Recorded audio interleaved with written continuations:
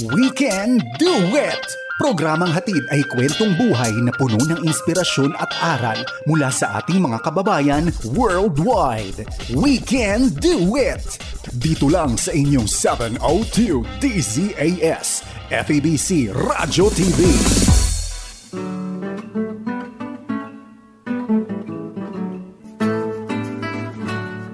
Magandang araw po uli sa inyo lahat mga kaibigan. Ito na naman po linggo na tayo'y we can do it? Yes, we can. We can do it. Yes. Ang mga kaibigan po, Maru Cepeda Javier. At Jonathan Mortiz. Salamat po sa pagsama niyo sa amin. Dito na nga ho yung ating global program. Nagkakarinigan tayo ngayon sa 702 DZAS, Agapay ng Sambayanan, Radio, TV, at ganun din po sa Facebook page natin. And thank you so much for joining us. Kahit po yung mga notes ninyo sa Facebook page, it's very, very helpful for us. It's very encouraging. Oo. I-share nyo naman sa amin and we would like to hear from you. At saka kung may mga istorya kayo na gusto nyong i-share dito sa ating program, sabihin nyo lang sa amin. And we would be very, very happy to do that for you. At Timaru, sabi nga natin, we can do it. Kakayanin ho natin yun sa tulong po ng ating Panginoon. Kaya ito ho ang panawagan namin. Ito ho yung sabihin nating misyon ng programang ito. I-encourage ho kayo na sumama sa misyon ng ating Panginoong Jesus. Yes. Kung mayroon man kayong konsumisyon, kayang-kaya ni Lord. Yan. Konsumisyon o misyon. Yeah. Nandun pa rin yung misyon. Kaya sa konsumisyon, magkakaroon ng misyon. Yes, mga kaibigan. Nagagaya kita, Ate Maru. Ako sumusunod lang sa mga yapak ni Ate Maru dahil ang galing ho niya mag-coin ng words. At saka, narito tayo sa last Sunday ng ating anniversary month celebration. But because ang daming mga FEBC workers na gusto natin i-feature sa program natin. Mga OFWs? Yes, OFWs. Hanggang July natin to. And you will hear a lot of FEBC workers na hindi nyo na nadidinig but then they have been a part of FEBC. Naging foundation po. Maraming salamat kay Ate Roda, kay Romy. Yes. Nako, ngayon, susunod, meron tayo. Oh, yes. From Canada, hey? Ayan, so. Manitoba. Canada, hey? Ganun pa yun.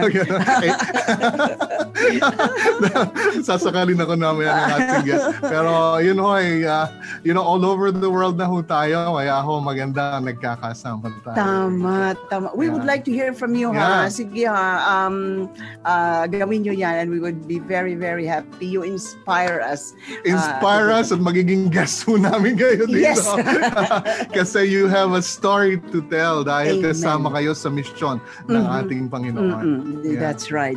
So, narito tayo sa ating portion ngayon ng ating FEBC International Mission Day. Mission Day, ang mission po ng Diyos, ang FEBC International. Right. As we have been telling you, ang FEBC po ay all over the world to about 50 countries. Ang presence po ng FEBC, we're broadcasting to more than 140 languages all over the world. And million po ang nakikinig sa atin all over the world. Wow. Sa Russia lamang po ay in a month's time, meron na silang mga 10 million listeners. Yung nagpo-post, dahil digital na yung mga ginagawa natin. So we can do the numbers. We're not basing our ministry based on the numbers, but we still use the numbers. Ang tawag nga natin doon measuring the measurables. So, kailangan rin ho tayong mag-measure. Nagbabudget kayo. Ako rin nagbabudget. Kailangan natin yung mga figures na yon para maintindihan natin how we are being effectively reaching our people group. True. So, dito ho sa FEBC International, i-highlight ho natin ang ministry po natin sa Kyrgyzstan. Recently lamang po nagbukas ang gawain natin sa Kyrgyzstan. Couple of years ago. Pero ngayon meron na tayong 6 FM stations sa Kyrgyzstan. Alam po ninyo, ang Kyrgyzstan po ay traditionally, it's a Muslim country. Kaya ingat tayo. At the same time, alam nila na we are a Christian station. Ganun nang tayo. Yes, no? We teach the teachings of our Lord Jesus Christ. Pero lagi sila magsasabi na huwag kayong mag-convert. Right? Huwag kayong mag-convert. Pero alam ho nila na ang tinuturo natin ay base sa Kristyanismo. Sa turo ng ating Panginoong Hesus. Gusto ko lamang i-quote itong mga testimonies at mga listeners' feedbacks natin. Kaya very, very important para sa atin as media personnel makarinig ng feedback sa inyo kasi that's an encouragement for us na nagagawa natin yung mission natin, yung responsibility natin. So ito yung sinabi ng isang 32-year-old na lalaki. Sabi niya, Ate Maru, I am married with 3 children. The marriage is okay, even though there were many times I considered divorce. Your topic today on commitment was very interesting. So yung topic ng commitment, ang pag-aasawa po ay hindi lamang po romance. That's part of it, pero it's a commitment. Amen. Sabi niya, very well done, good ideas and comments. It really encouraged me to work our marriage, to make our marriage work. Like you say, with God, all things are possible. Yes. Please consider another marriage saved. So naligtas po yung marriage nila because of the broadcast. Amen. Keep on broadcasting the good news of God's salvation. Okay? Alam nila na nagtuturo tayo ng salita ng Diyos, ng salita ng ating Panginoong Hesus. In fact, sa mga Muslim countries na napupuntahan natin, ang lagi nila sasabihin, huwag na kayong mag-comment sa Quran. Sabihin nyo na lang kung ano yung tinuturo ng Biblia. Yun ang gusto naming malaman kasi yun ang hindi namin alam. Yeah, that's true. So, ituro nyo sa amin yung sinasabi ng Biblia, which what we are doing and what we are, showing to our lives, showing in our lives. Isa naman pong babae, 42 years old, I suffered a lot to my irritating personality. Suplada. I hate myself for it all the time. Yes, I have tried to change again and again. Unfortunately, no success. Listening to your broadcast today, I finally felt hopeful. I think I now understand that I need to rely on God rather than myself. I am committing myself to trusting in God and allowing Him to change me from within. It's a real hope for me. Yes. So nagkaroon ho siya ng pag-asa. At yun ang tinuturo ng ating Panginoong Hesus. Mayroong pag-asa. Wag tayong mawawala ng pag-asa. And thirdly and finally, isa pong lalaki na 57 years old. Sabi niya, I had a real anger problem. So much so that some blood vessels in my head burst. Sobrang galit nito. This eventually made me almost blind. My family could not handle me and left. I became suicidal. Well, I found out that there is a God. He has a plan for me. Your broadcast has a lot to do with that realization. I listen every day to your station and keep growing in faith and strength. Amen. So mostly these people are from the other background of their faith. And again, we are teaching Jesus Christ and what He, yung sinabi niya, yung mga tinuro niya sa atin. And this is our hope. This is hindi po relihiyon ang ating pong pinag-uusapan dito, kundi ang relasyon natin sa ating pong Panginoong Hesus. Yun yung tinuturo natin. Yeah, that's right. FEBC International Ate Maru is here. We've been in existence for 73 years. Right? Yes, and we're highlighting that. We're so thankful for that dahil June po ngayon and yun yung ating pasasalamat sa Diyos. We're so thankful to God for 73 years. We're still in existence as a ministry. Kaya ang panawagan namin, mga kaibigan, mga kapatid, kasama ho tayo sa misyon ng Diyos. Yes. Hindi lamang po ang FEBC, kundi kayo rin ho, kayong nakikinig sa atin, kayong nagsasabi na kilala ninyo ang Panginoon, gusto niyo sumunod sa Kanya, kaya ho, ipahayag ho natin ang pag-ibig ng Panginoon in any way, in any time, every time. Basta pasama natin, you know, you're part of what God is doing. Yun ho yung Mission Day na tinatawag natin. Wow. Yeah. Kaya Ate Maru, I'd like to end in this verse. Romans 10:13-15. For everyone who calls on the name of the Lord will be saved. Now, the question is, how then can they call on the one they have not believed in? And how can they believe in the one whom they have not heard? And how can they hear without someone preaching to them? And how can anyone preach unless they are sent? As it is written, how beautiful are the feet of those who bring good news. Amen. Anywhere we are, hindi lamang ho kami dito sa FEBC ang nagsasabi na we're the one bringing the good news. Every one of us can bring the goodness of Jesus Christ. Right. So, any opportunity na binibigay ng Panginoon sa atin, taxi drivers na sinasakyan ninyo, yung mga taxi na yun. Those drivers, alam niyo po, may mga needs sila. At sometimes wala silang kausap.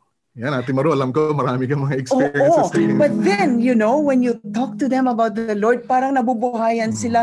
Talaga ba? Sabi ko, Kuya, pinag-pray kita na ikaw bigay ng Lord sa akin today. Kay binigay ka, ikaw yun. So, dito po sa mga opportunities na ito, let's not put a mask on our mouth, but you take it off, open, and just say the word of the Lord.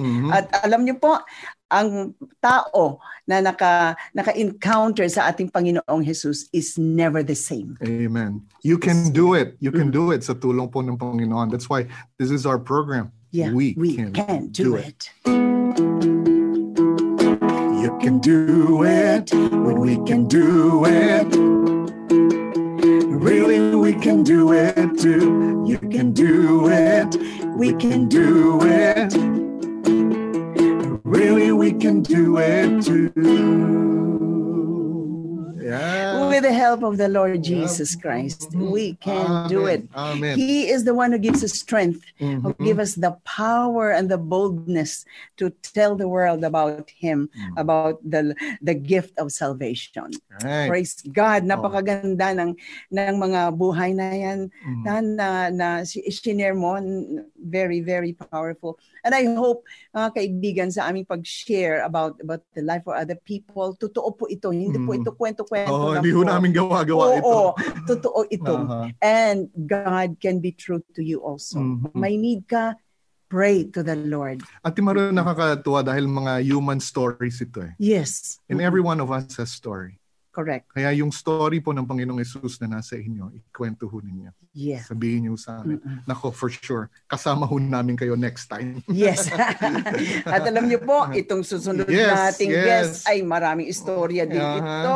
Nako, yung pinaka-latest, you will be inspired and encouraged by our special guest. Ang ating OFW. Yeah, ang ating OFW, ang overblessed Filipino worker. Siya po ay former program host of Heart and Home, and also Just for You every Saturday, and then afternoon of Fine Listening, and then intermission over DZAS. Right. Married to the recording technician and engineer of FEBC, Kuya Roger Padrinao, blessed with 4 children and 5 grandkids. Wow. So, dola na rin ito. But then, you know what? Currently working in the constituency office of Malaya Marcelino, Manila ba to? MLA for Notre Dame. And then actually worshiping and serving with the Filipino United Community Church in Winnipeg, Manitoba. Canada. Manitoba. Let's welcome po sa program natin, Ate Jean Alvarez Padrina. Kamusta? Hello. Yeah. Maraming salamat sa invitation. Ginagabahan ko talaga. Hindi, ano lang yan. For casualty, Jean. For casualty lang. At Ate Jean, before you speak more, si Ate Jean ang nag-train sa akin. Really? Sa You're a good trainer, Jean. Nakalimutan mo na ba yun? Sa dami na kasi na-train ko. Kinalimutan mo na yata ako. Ang galing. Nakakalimutan lang. Alam mo na, senior moments. Yeah. I think si Jean, we were together with DZAS. Nagpa-produce ng mga programs. But then, Jean, gusto ko ikwento mo dahil anniversary month natin ito, 73 years na nagbo-broadcast ang DZAS, no? Since June 1948. Alam ko hindi ka nag-umpisa sa DZAS Manila, but then nag-umpisa ka back in Legazpi. Right. So, bring us back to the time. Ang station manager noon na nagsimula ang DWAS sa Legazpi was Manong Ernie Navarro. Okay. Sabi niya sa kanyang wife na si Manang Aida. Si Oma Aida. Sila ang nag-recruit sa akin. Nag-part-time muna ako for a year as a staff doon. Tapos after a year, nag-full-time na ako.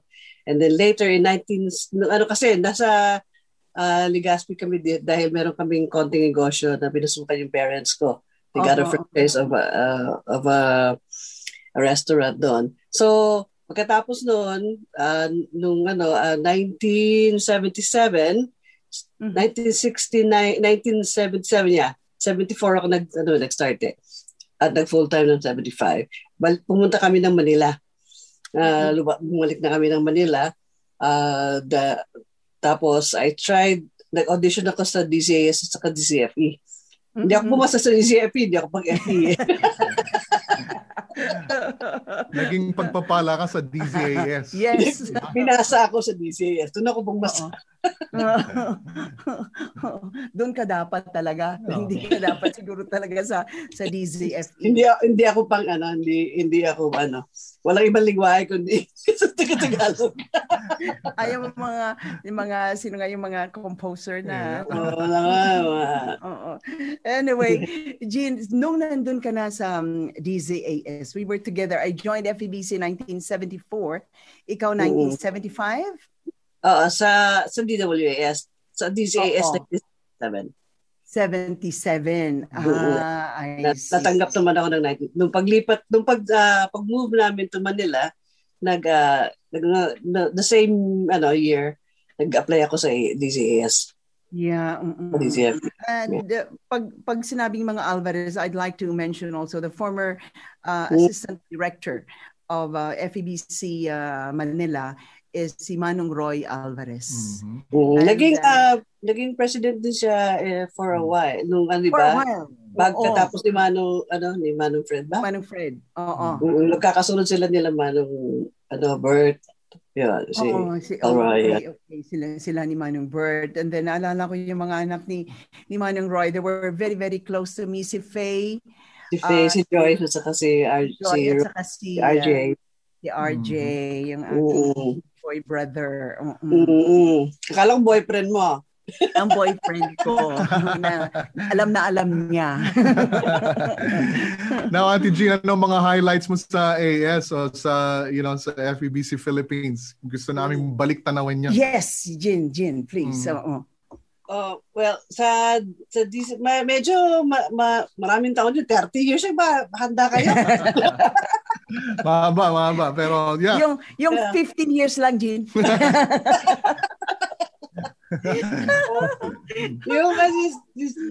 Maraming experiences sa DCAS, sa mga programs, marami ako natutunan yun sila Miriam, kami Naday magkakasama sa program, sa mga gawain doon.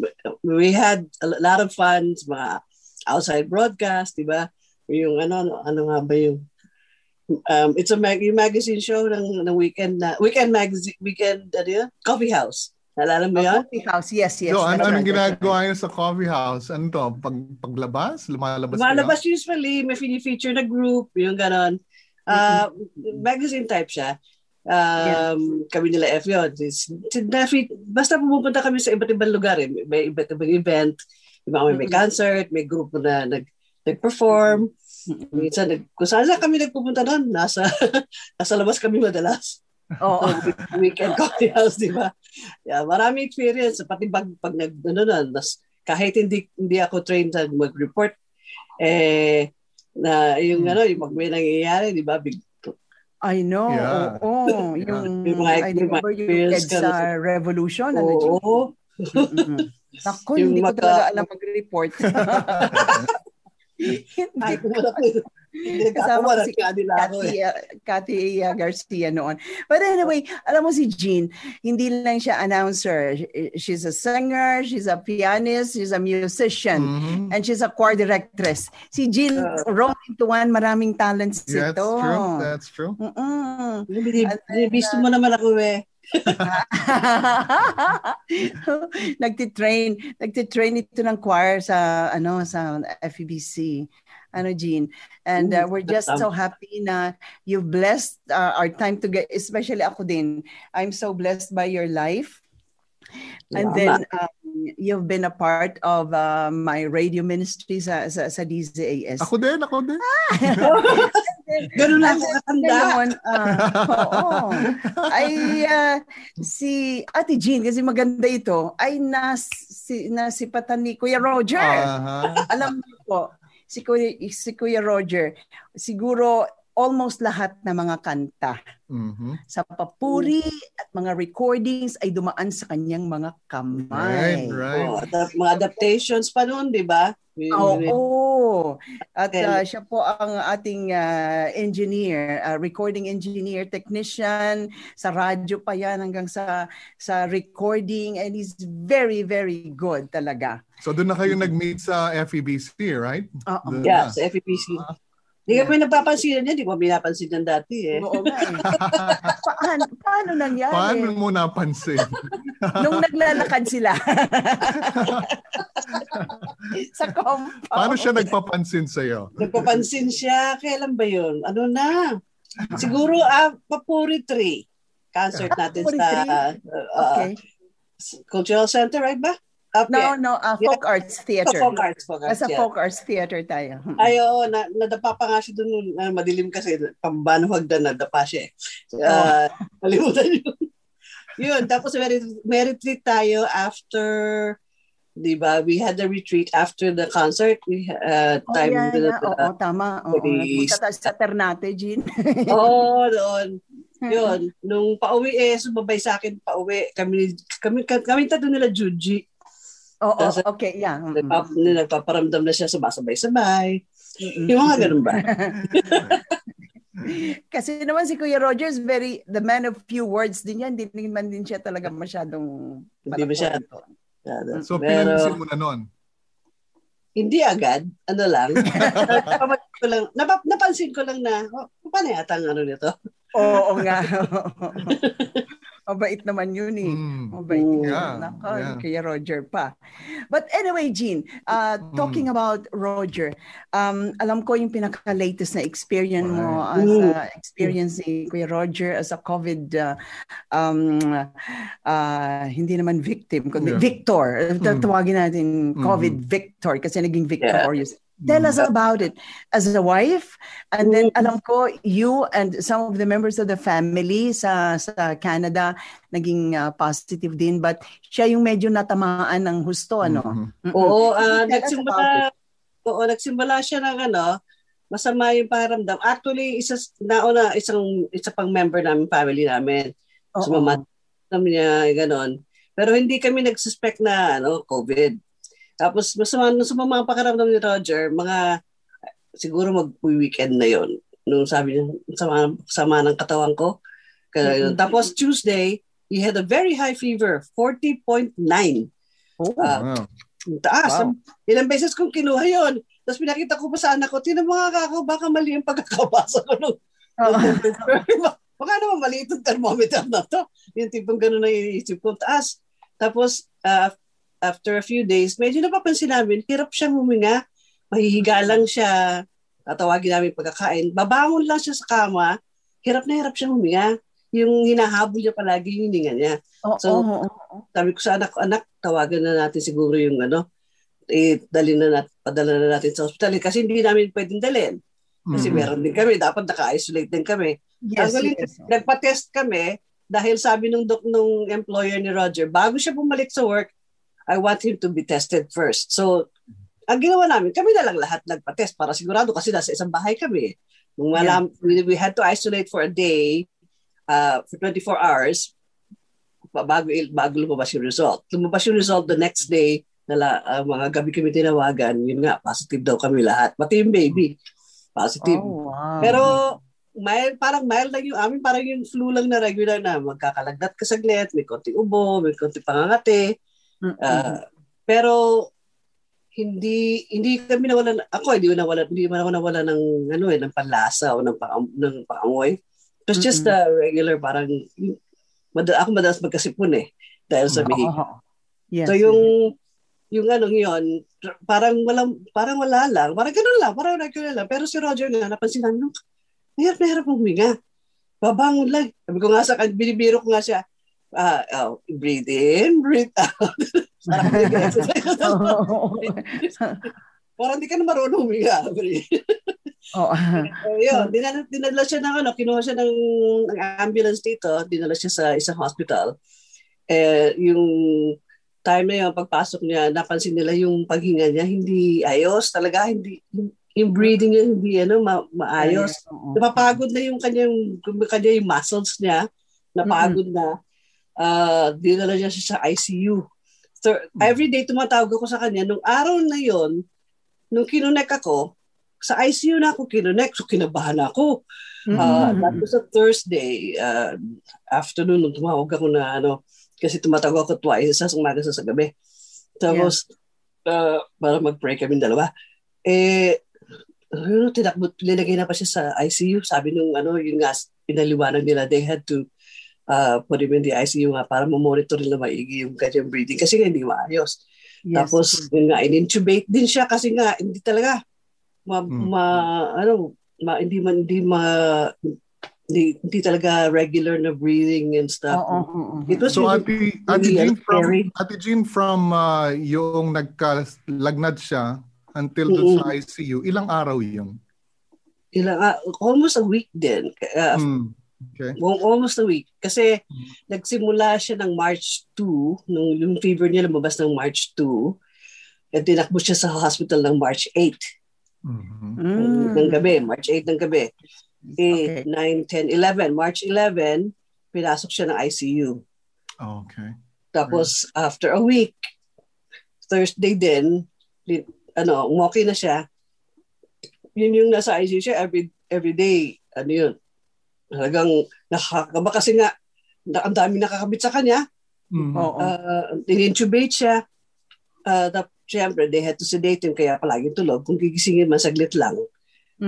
Pero nung finally nagigising siya Thursday. Yeah. Sabi ng nurse sa kanya, gusto mo makita family mo sa line. Nagzo-zoom ako palagi every day for the briefing with the doctor. Sinasabi nga nila na yung ang breathing niya ay monitor pa rin, yung hindi ayos, yung liver daw medyo may abnormality, mga ganun ba. So, kung sabi nila, magkahepa ba siya, ganyan. May may tinatanong silang history. Yung sabi ng doctor, later on, nung tinanong ko ulit, what was wrong with his liver? Sabi ng doktor, baka gawa lang din ng yun, the COVID does that as well. So, kasi nung linabas na siya, umokay na yung numbers niya. Medyo bumalik na sa normal. Yeah. So, nakatuwa nga siya. Pero before that, nung nasa ICU talaga, I was really crying to the Lord. Lord, please heal. Please heal him. Yes. get him out of the, yung kanya sakit na yun. Talagang, umiiyak ako gabi-gabi. But we are so happy, Jean. We are so happy to know that Kuya Roger is getting better every day. Yes. And back to normal. Yeah. Dahil sa Thank you for sharing. I know. Nagluluto na. Oo, nagluluto na. Kaya wala na tayong oras, Jean. I hope you can share some more. But then, you know what? We'll have next time. Thank you for sharing it to us. And encouragement sa ating mga... sa ating mga listeners din. Thank you, Jean. Thank you so much. God bless everyone. Regards everyone. Okay, sige. God bless. We can do it. Yes, we can do it. With Christ who gives us strength, we can do it. Yes, we can do it. With Christ who gives us strength. Amen. Okay, we can do it with the Lord. Thank you, Jean. Bye-bye. God bless. God bless. Inyong narinig ang We Can Do It dito lamang sa inyong 702 DZAS FEBC Radio TV, Agapay ng Sambayanan.